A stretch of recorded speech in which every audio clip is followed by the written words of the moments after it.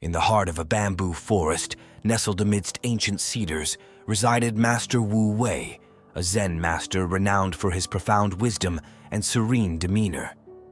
One restless night, a young acolyte named Hiro, plagued by a persistent insomnia, found himself pacing outside the master's quarters.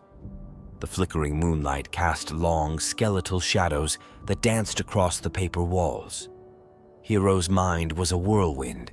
Anxieties about upcoming exams swirled with worries about his ailing grandmother, a potent cocktail that kept him wide awake. Finally, unable to bear it any longer, he knocked on the master's door. A soft voice, as gentle as the rustling leaves, bade him enter. Inside, Master Wu Wei sat on a tatami mat, bathed in the soft glow of an oil lamp. The air carried the calming scent of sandalwood incense. "Master," Hiro began, his voice barely a whisper. "Sleep eludes me. My mind churns, and my body feels as tense as a strung bow. How can I find solace in slumber?" The master smiled, the lines around his eyes crinkling like the petals of a chrysanthemum. "Ah, sleep, the elusive dance between body and mind. It cannot be forced, my dear Hiro, but rather invited." He gestured for Hiro to sit opposite him. The silence that followed wasn't awkward, but rather a pregnant pause filled with a quiet energy. "Tell me, Hiro," the master began, his voice a soothing balm. "What do you see when you close your eyes?" Hiro closed his eyes, picturing his cluttered room, the nagging deadline looming on his desk.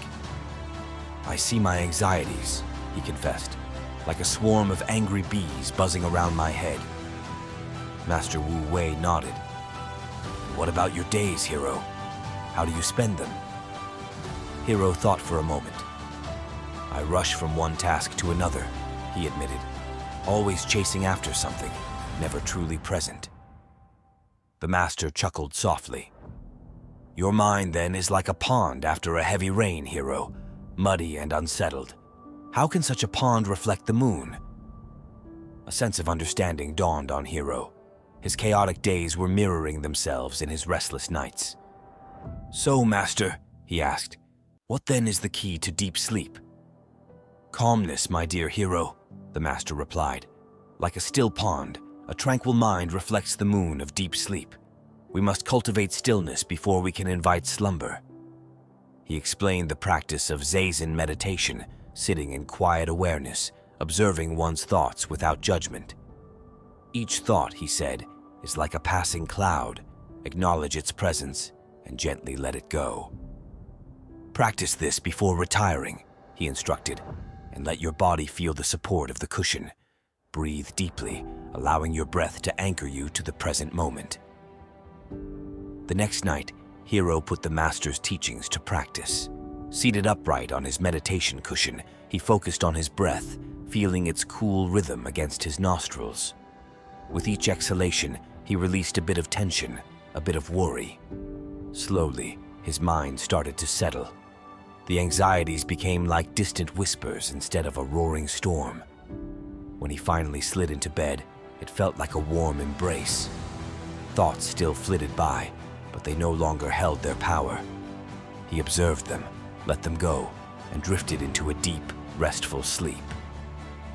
Days turned into weeks, and Hiro's practice deepened. The nights became a haven, a time for his body and mind to truly rest. He discovered that a well-rested mind was a sharper mind, and his anxieties about exams began to fade as well. One morning, Hiro found Master Wu Wei tending to the garden.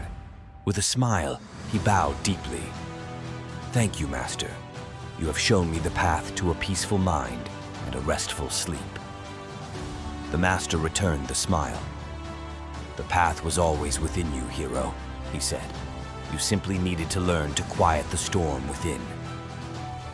From then on, Hiro carried the gift of deep sleep with him, a testament to the power of a tranquil mind in a world that often felt like a rushing river. He learned that true rest wasn't just about the absence of activity, but the presence of stillness, a state that could be cultivated not just at night, but throughout the day.